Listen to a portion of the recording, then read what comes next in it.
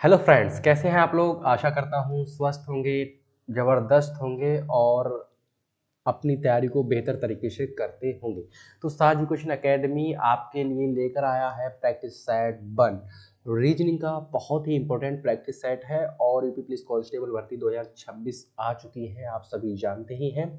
और उसी भर्ती को ध्यान में रखकर हम ये लेकर आए हैं प्रैक्टिस सेट 1 रीजनिंग का। ओके स्टूडेंट्स, तो बिल्कुल देर मत कीजिए, इस प्रैक्टिस सेट को आप यूट्यूब चैनल पर भी देख सकते हैं। साइज एजुकेशन एकेडमी का यूट्यूब चैनल है, उसको सर्च कीजिए और वहाँ पर भी आप देख सकते हैं। आप चाहें तो ऐप डाउनलोड कर लीजिए। यूपी पुलिस कांस्टेबल भर्ती का अगर आपको बैच लेना है तो ऐप है, मैं यहाँ लिख देता हूँ, सा एजू अकेडमी। अगर आप प्ले स्टोर पर जाएंगे और वहाँ पर साइजू अकेडमी को टाइप करेंगे तो आपको ऐप दिखाई दे जाएगा और वहाँ से आप फ्री टेस्ट भी लगा सकते हैं, प्रैक्टिस सेट लगा सकते हैं। और गरुड़ बैच स्टार्ट हो गया है, रीजनिंग की पहली क्लास स्टार्ट हो गई है, तो वहाँ से आप देख सकते हैं स्टूडेंट्स। ओके, तो श्रृंखला पूरी करें। प्रश्न नंबर 1 है जहां पर हमको सीरीज से रिलेटेड क्वेश्चन दिया गया है और ये कवर करना है कि श्रृंखला कैसे कवर होती है। देखिए स्टूडेंट्स, प्रश्न नंबर 1 में अगर मैं आपको बताऊं, ये क्वेश्चन दो तरीके से हल हो सकता है, या तो ट्रिक के माध्यम से, दूसरा कॉन्सेप्ट के माध्यम से। ओके, तो ट्रिक के माध्यम से भी हम कवर कर सकते हैं और कॉन्सेप्ट के माध्यम से भी क्वेश्चंस को कवर कर सकते हैं। तो देरी नहीं करते हैं, स्टार्ट करते हैं। देखिए, अगर क्वेश्चन दिया है 5, 11, 19 और 29, तो यहाँ पर अगला पद क्या होगा, ये क्वेश्चन का उत्तर है। अगला पद क्या होगा, देखिए हमें सबसे पहले ये देखना है कि ये जो संख्याएं दी हुई है क्या बढ़ते हुए क्रम में है या घटते हुए क्रम में है, या 5 और 11 के बीच में रिलेशन क्या है, 11 और 19 के बीच में रिलेशन क्या है, और 19 29 के बीच में रिलेशन क्या है। तो हम यहाँ अगला पद ढूंढ सकते हैं या अगला पद निकाल सकते हैं। देखिए 5 और 11 से की तरफ जो हम बढ़ेंगे तो हमें पता चल रहा है कि 6 जुड़ रहे हैं। 11 से 19 की तरफ बढ़ेंगे तो हमें ये पता चल रहा है कि 8 जुड़ रहे हैं। और अगर हम 19 से 29 की तरफ जाएंगे तो हमें यही पता चल रहा है कि 10 जुड़ रहे हैं। तो इसी तरीके से कहीं ना कहीं कुछ ना कुछ पद जरूर इसमें जुड़ेगा। तो क्या जुड़ेगा इसको समझेंगे स्टूडेंट्स। 6 से अगर 8 की तरफ जाएंगे तो हमें पता चल रहा है 2 जुड़ रहे हैं, और 8 से 10 की तरफ जाएंगे तो हमें ये भी पता चल रहा है 2 जुड़ रहे हैं, और 10 से अगर हम अगले बढ़ेंगे तो 2 जरूर जुड़ेंगे। तो क्या जुड़ने वाला है, 12। किस में जुड़ने वाला है, ये जुड़ने वाला है स्टूडेंट्स 29 में 12। ओके, तो ये राइट आंसर क्या हो जाएगा, 41। ऑप्शन नंबर बी का राइट आंसर क्या हो जाएगा, 41। प्रश्न नंबर 2 पर आते हैं स्टूडेंट्स, और प्रश्न नंबर 2 का जो राइट आंसर है वो क्या होगा। Option number A, B, C and D में आप सर्च कीजिएगा।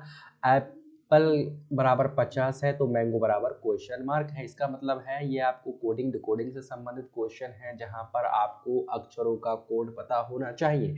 अगर मैं आपसे कहूँ अक्षरों का कोड पता नहीं है तो एक ट्रिक होती है इजोटी। ऐसे आप याद कीजिए, प्रैक्टिस कीजिए, आपको उंगलियों पर आ जाएगा, याद हो जाएगा। ई बराबर 5 होता है, जे बराबर 10 होता है, ओ बराबर 15 होता है, टी बराबर 20 एंड बाई बराबर 25 होता है। और इनके आगे कौन कौन से अक्षर होते हैं, पीछे कौन कौन से अक्षर होते हैं, वो आप क्लियर कर जाएंगे। Okay students, इजोटी। तो यहाँ पर हम कवर करते हैं क्वेश्चन को और देखते हैं कि क्या आंसर होने वाला है। तो एप्पल बराबर 50 और मैंगो बराबर क्या होगा। देखिए ए का कोड जो होता है वो होता है, याद कर लीजिएगा, 1। पी का जो कोड होता है वो कितना होता है, 16। और फिर पी का कोड कितना होता है, 16। और एल का कोड होता है 12। और इस तरीके से ई का कोड होता है 5।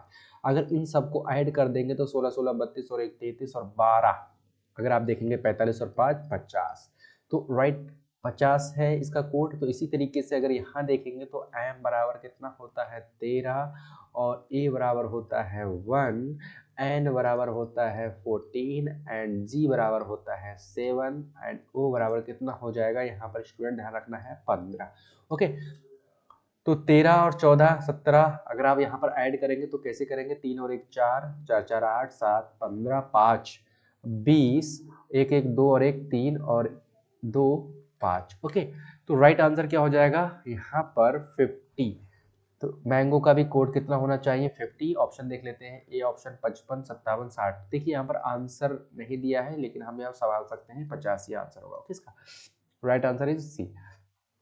प्रश्न नंबर अगर हम बढ़ते हैं अगले 3 में, तो क्या हो सकता है प्रश्न नंबर 3 स्टूडेंट्स? देखिए गुणा का अर्थ प्लस होता है, प्लस का अर्थ माइनस होता है, तो हमारी ये जो श्रृंखला दी हुई है इसमें आपको बताना है क्या निकल कर आएगा। देखिए ऐसा जो क्वेश्चन होता है वो डिपेंड करता है बोर्ड मास के नियम पर। ओके, कभी कभी स्टूडेंट्स क्वेश्चंस को एकदम सही तरीके से कवर करते हैं, लगाते भी हैं, लेकिन बोर्ड मास का नियम भूल जाते हैं। तो bracket of division, multiplication, addition and subtraction बोलते हैं इसको बोर्ड मास, यानी कि यहाँ पर ब्रैकेट का यूज करेंगे, सबसे पहले उसको हल करेंगे, फिर हम जो है ऑफ का मतलब का यूज करते हैं, डिवीजन का मतलब भाग का यूज करते हैं, उसको सॉल्व करते हैं, फिर multiplication plus and minus. Okay, ये क्रम होता है, तभी ये क्वेश्चन हल हो पाएगा। 10 गुणा 6 प्लस 4, गुणा का अर्थ कितना होता है प्लस, तो लगा दे प्लस, प्लस का अर्थ कितना है माइनस, तो माइनस, बाकी जो जहाँ है वैसे ही रख लीजिए और कुछ नहीं करना है। 6 4, देखिए सबसे पहले प्लस माइनस में क्या करेंगे हल, प्लस, और 6 और 10 कितने हो जाएगा, 16 में से 4 जाएंगे तो कितना बचेगा, 12 is right answer. Okay students, next question प्रश्न नंबर 14 पर आइए। निम्न में से विषम चुनिए। विषम कौन सा है, देखिए निम्न में से विषम को चुनना है, विषम का ऑड चुनना है। ठीक है स्टूडेंट्स, ऑड क्या है, ऑड का मतलब है जो सबसे अलग है, सबसे भिन्न है, एकदम से अलग है, ठीक है, जुदा है। निम्न में से विषम चुनिए, यानी कि ऑड चुनिए। ऑड इवन जानते ही हैं आप। तो पेन, पेंसिल, किताब, चौक। पेन का क्या काम होता है, अगर आप देखेंगे तो यहाँ राइट करना होता है, लिखना होता है। पेंसिल का काम होता है, लिखना होता है। किताब का काम क्या होता है, लिखना नहीं होता है। चौक का काम क्या होता है, लिखना होता है। तो किताब का काम क्या होता है, इसके ऊपर लिखते हैं, तो ये क्या हो जाएगा, ऑड हो जाएगा, विषम हो जाएगा। ए बी से 5 स्थान आगे है, सी बी से 3 स्थान पीछे है, तो ए सी से कितने स्थान आगे है, अगर आप ध्यान देंगे तो कैसे स्थान हम देख सकते हैं, ये हो जाएगा रैंक से रिलेटेड क्वेश्चन आपका। और यहाँ पर रैंक कैसे डिसाइड करेंगे हम आपको पूरा गरुड़ बैच में बताने वाले हैं। गरुड़ बैच की क्लासेस हमने स्टार्ट कर दी है, रीजनिंग का पहला बैच है स्टूडेंट, ध्यान रखना। ऐप डाउनलोड कीजिए एजू अकेडमी के नाम से, और वहां पर आप रीजनिंग की प्रॉपर क्लासेस कर सकते हैं। बहुत बेहतरीन तरीके से हम आपको समझाने वाले हैं और रीजनिंग के सारे क्वेश्चन कवर करेंगे, ऐसी हमारी गारंटी है। ओके स्टूडेंट्स, अगर हमारे साथ क्लासेस कवर करेंगे अच्छी तरीके से। ए बी से 5 स्थान आगे है, सी बी से 3 स्थान पीछे है, तो ए सी से कितने स्थान आगे होगा। देखिए ये क्वेश्चन जो होते हैं वो कैसे होते हैं, सबसे पहले ए बी से, तो कंपेयर किसके साथ हो रही है, तुलना किसके साथ हो रही है, बी के साथ हो रही है, तो बी को कहीं स्थान दे दीजिए बी।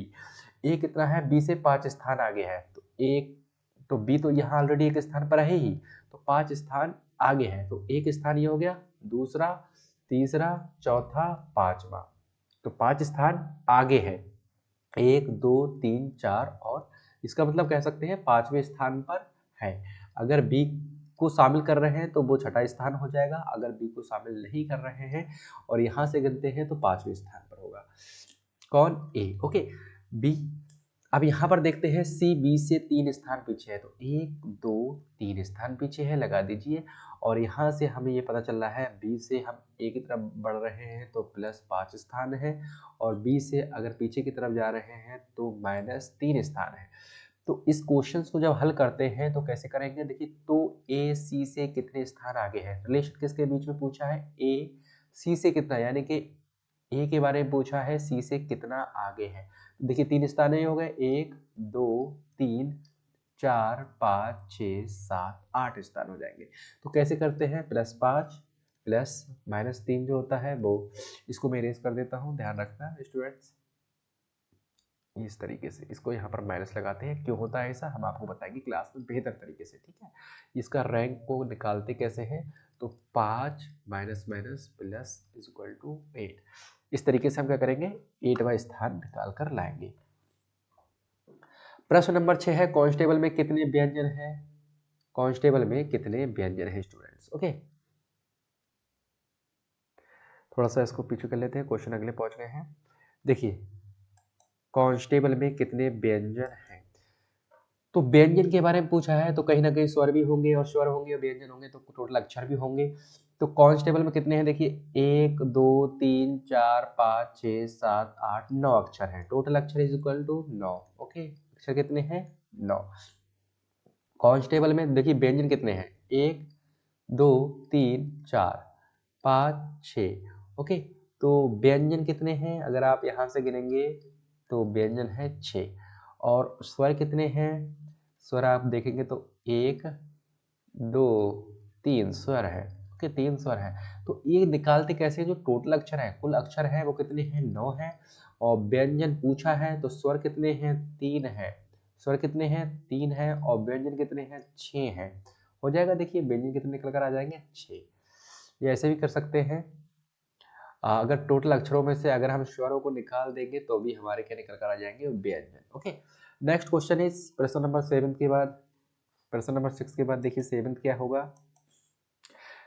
दिल्ली बराबर है EFMJI, तो पटना बराबर क्या है, कोडिंग वाले सवाल हैं, कोड को ध्यान रखना है। दिल्ली आप ऐसे निकाल सकते हैं, दिल्ली बराबर कितना है, EFMJI।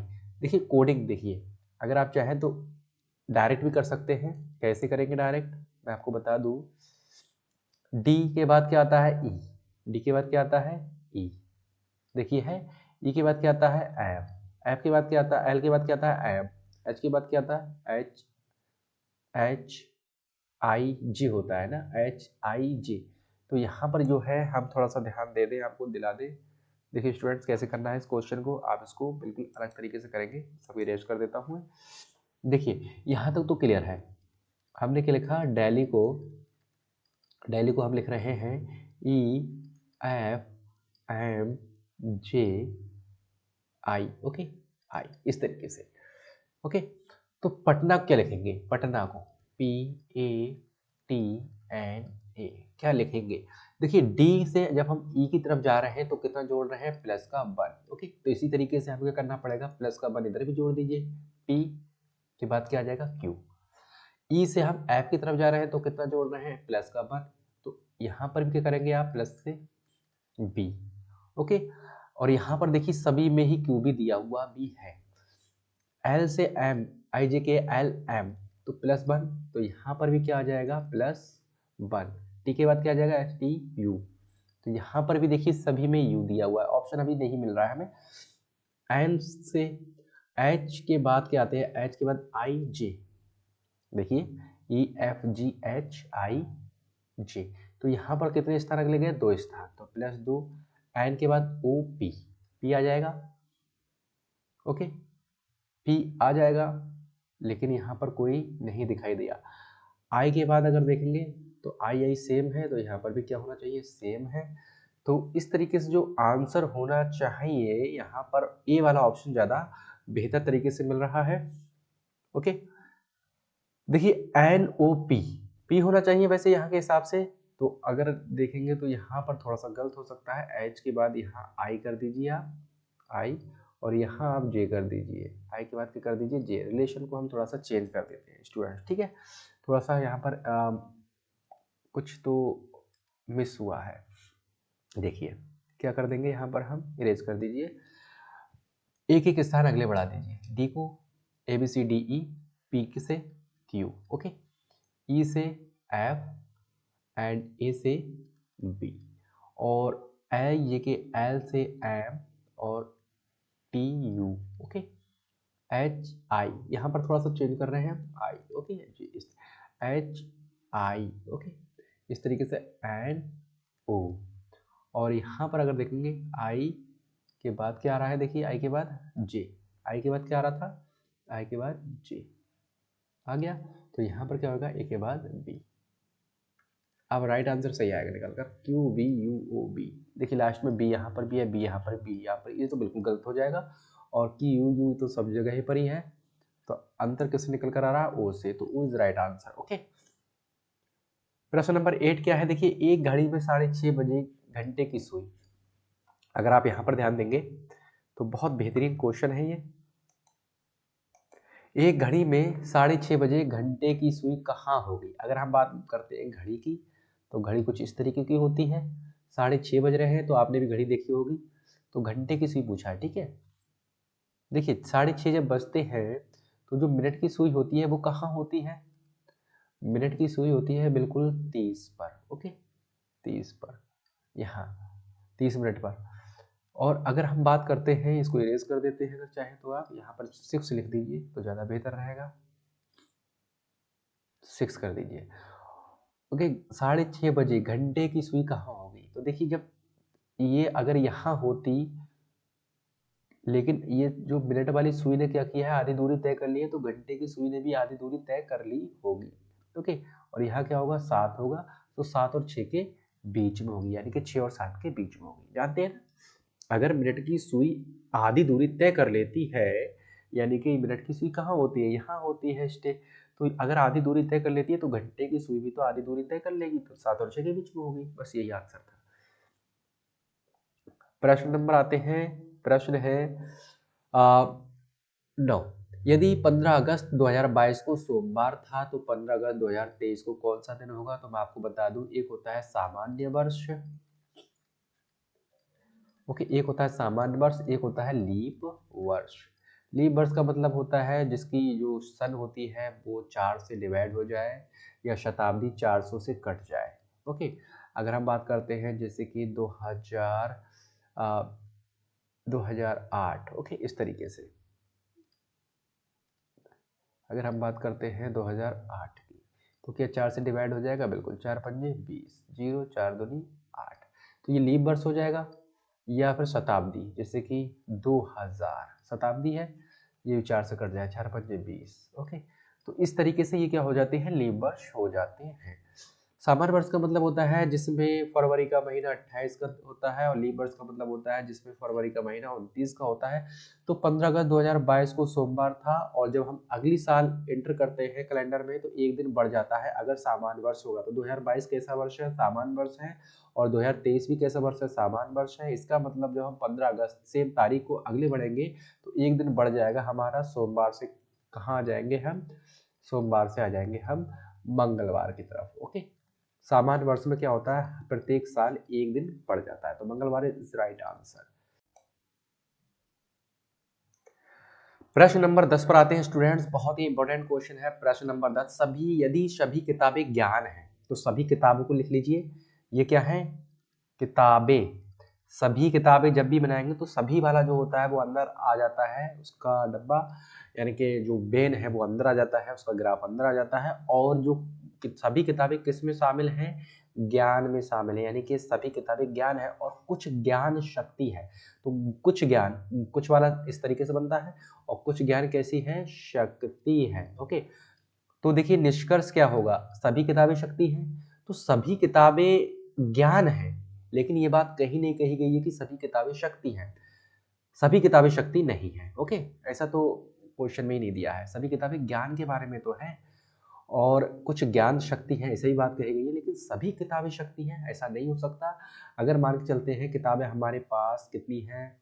100 हैं, ठीक है, 100 किताबें हैं, 100 किताबें, तो सभी की सभी किताबें हमारी क्या है? ज्ञान है। ओके, सभी की सभी किताबें ज्ञान है, इसका मतलब ज्ञान की जो ज्ञान वाला जो ग्राफ है वो ज्यादा है, तो किताबों से तो वो ज्यादा ही होगा। ओके, सभी किताबें कितनी है? 100 है, तो ज्ञान है। कुछ किताबें शक्ति हैं, तो 100 में से मान के चलते हैं जब ज्ञान में शामिल हो रही है सभी किताबें हमारे ज्ञान है, तो ज्ञान में जब शामिल हो रही है किताबें, तो इसका मतलब ये है कि कुछ ना कुछ किताबें हमारी जरूर क्या हो सकती है? शक्ति हो सकती है, क्योंकि ज्ञान में जब शामिल है तो कुछ किताबें शक्ति हैं, ऐसा कह सकते हैं, कोई गलत बात नहीं आएगी निकल कर।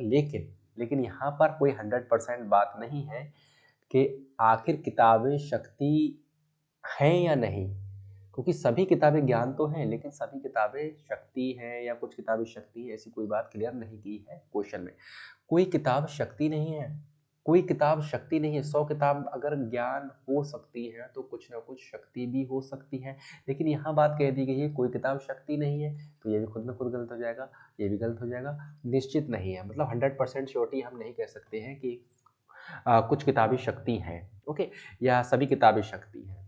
तो पहला वाला तो बिल्कुल ही गलत हो जाएगा, इसका ट्रिक है, मैं आपको बहुत अच्छी, ये बल बिल्कुल गलत हो जाएगा। थोड़ी संभावना यहाँ पर बन रही है, लेकिन 100% संभावना नहीं है, इसलिए आंसर में क्या आएगा? निश्चित नहीं है।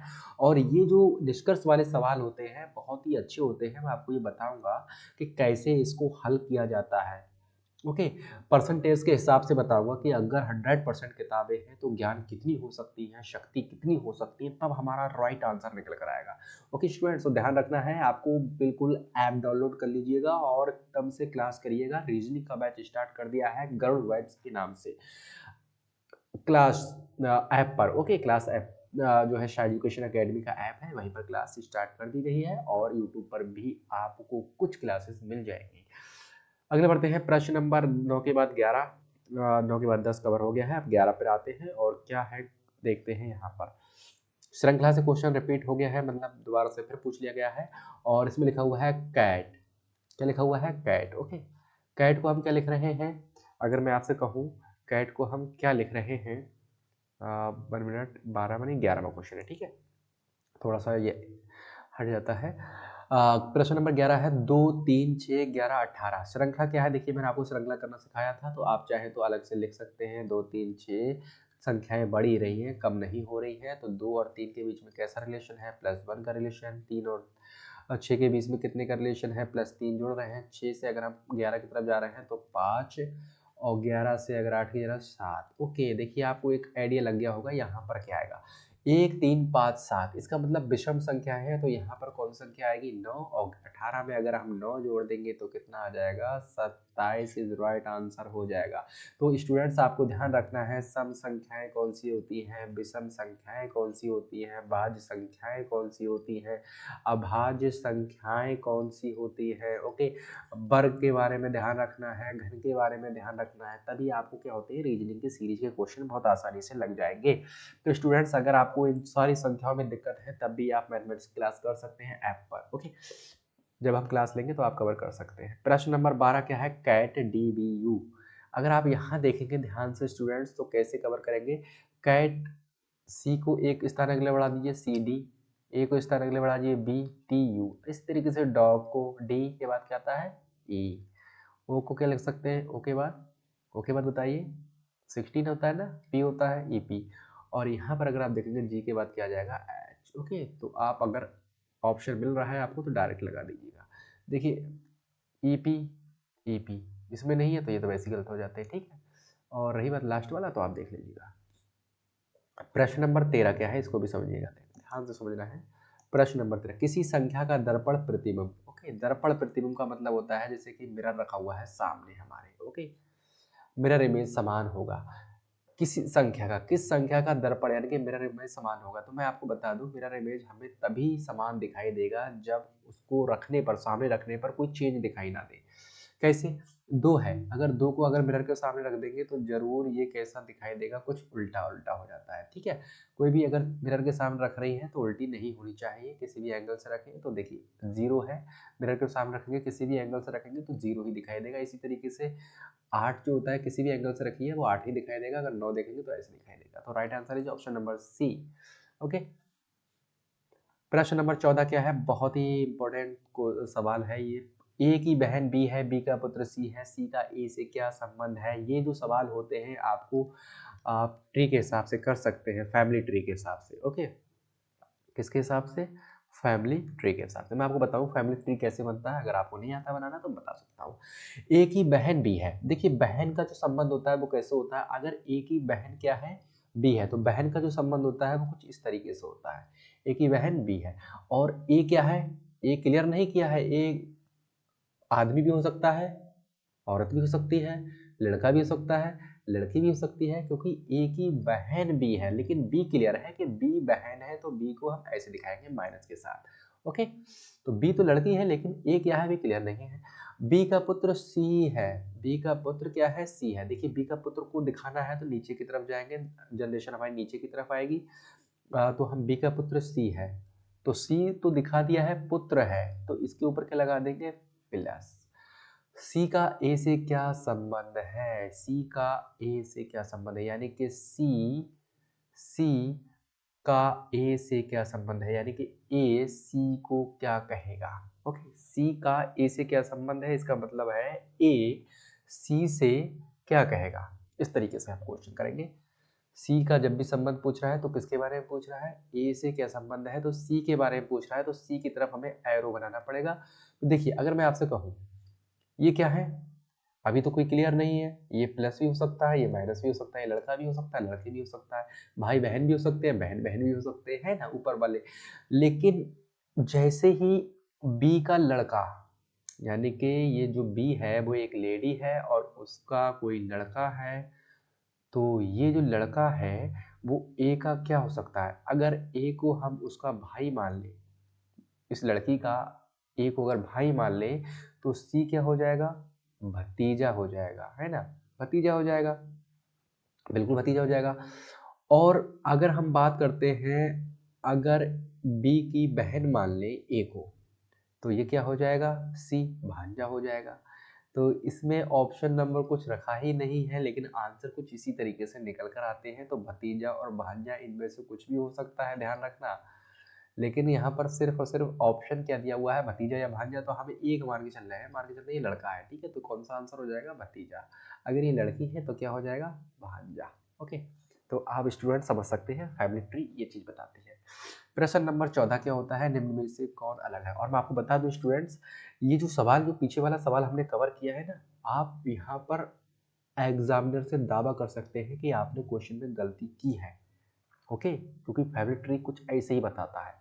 जब तक इंफॉर्मेशन दी नहीं गई होती है, तब तक हम एज्यूम नहीं कर सकते हैं, मान नहीं सकते हैं कि वो लड़का है या लड़की है। ए की बहन बी है, यानी कि बी जो है उसका तो लिंग निर्धारित है, लेकिन ए का लिंग निर्धारित नहीं किया गया है, इसलिए आंसर जो है वो गलत है। ओके, गलत क्यों है? भांजा भी हो सकता है, भतीजा भी हो सकता है। अगर लिंग निर्धारित होता तो एकदम से क्लियरिटी आती निकल कर क्वेश्चन में। प्रश्न नंबर 15 क्या है? निम्न में से कौन अलग है? अलग का मतलब क्या है? देखिए, उसके साथ मेल नहीं खाता है, भिन्न है। निम्न में से कौन अलग है? सोना, चांदी, तांबा, लौह। देखिए, सोना जो है वो लौह धातु है, अलौह धातु। अलौह का मतलब होता है जिसमें कोई लौह शामिल नहीं है। चांदी भी अलौह धातु है, और तांबा भी अलौह धातु है, जिसमें कोई लौह शामिल नहीं है, लेकिन लौह, लोहा में क्या है? लौह धातु है, इसलिए अलग हो जाएगा, ठीक है। और वैसे भी आप देख सकते हैं सोना, चांदी और तांबा बहुत कीमती भी है ना, इस तरीके से। और अगर आप देखेंगे शुद्धता के आधार पर भी ज्यादा है, तो किसी भी तरीके से देख सकते हैं। प्रश्न नंबर 16 क्या होता है? प्रश्न नंबर 16 देखिए, स्कूल का मतलब होता है 62, तो कॉलेज का मतलब क्या है? देखिए, स्कूल का मतलब 62 निकालने के लिए हम कोडिंग भी कर सकते हैं, इसका मतलब 19, सी का मतलब होता है 3। और ध्यान रखना, लिखना क्रम से, तभी आप कोड अच्छे से रिलेट कर पाएंगे। यहाँ पर 8 हो जाएगा, ओ का मतलब होता है 15, और ओ का मतलब होता है 15, और यहाँ पर हो जाएगा एल का मतलब 12। तो देखिए राइट आंसर क्या हो जाएगा? 19, 9 3 कितने होते हैं? 12। 9 3 कितने होते हैं? 12, और 8 कितने हो जाएंगे? 20, 20 5 25, 5 30 2 32, हासिल 3, 1 2 3 4 3 7, 72 होना चाहिए। इसका मतलब ये है, कितना होना चाहिए? 72। या गलत हो रहा है? 1 2 3 4, 4 3 7 होते हैं ना, तो 72 होना चाहिए यहाँ पर, लेकिन 72 नहीं आ रहा है। ओके, तो क्या हो सकता है यहाँ आंसर? देखिए, स्कूल। तो हम या तो ऐसे कह सकते हैं कि माइनस का 10 कर दीजिए तो 62 हो जाएगा। आंसर लाने के लिए तो हम कुछ भी कर सकते हैं ना। कॉलेज को देखिए क्या हो जाएगा?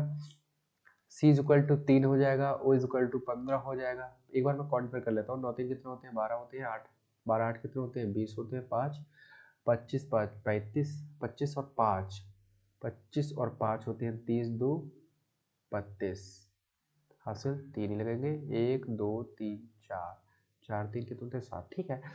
तो सी इज इक्वल टू 3 हो जाएगा, ओ बराबर 15 हो जाएगा, एल बराबर 12 हो जाएगा, एल बराबर 12 हो जाएगा, और ई बराबर हो जाएगा 5, जी बराबर हो जाएगा ई एफ जी 7, और ई बराबर हो जाएगा 5। तो ऐसे काउंट कर लीजिए, 3 5 8 2 10 2 12 5 17, 7 24, 5 29, 24 5 29, 1 2 3 2 3 2 5 59। ओके, 3 2 5 यानी कि 59। अगर यहाँ देखेंगे तो आंसर कुछ हद तक गलत दिख रहा है, क्योंकि 9 और यहाँ 49। ओके, तो ये क्वेश्चन मुझे ऐसा लग रहा है यहाँ पर गलत है, यहाँ 72 होना चाहिए, और यहाँ पर कितना हो आंसर आएगा इस तरीके से? 59, ठीक है, ये फिर गलत हो गया है। प्रश्न नंबर 17, श्रृंखला पूरी करें। देखिए, श्रृंखला को पूरा करना है 1 4 9 और 16। तो देखिए किस तरीके से करेंगे, आपने बताया था जब भी कोई इस तरीके की श्रृंखला होती है और बढ़ता हुआ क्रम दिखाई दे रहा है, तो हम इसको इस तरीके से रिलेट कर सकते हैं।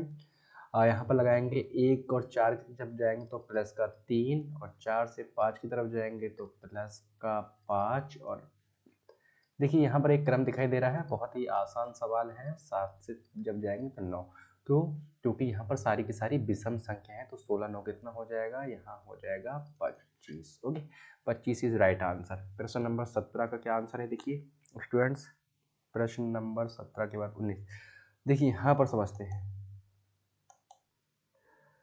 यदि 12 आदमी 10 दिन में काम करते हैं तो 6 आदमी कितने दिन में काम करेंगे? तो इसका एक फार्मूला होता है, आप याद कर सकते हैं। अगर कोई आदमी है तो m1 और समय दिया है तो t1 और काम दिया है तो w1, और यहाँ पर कोई और आदमी के साथ रिलेशन निकालना है तो t2 बटे w2।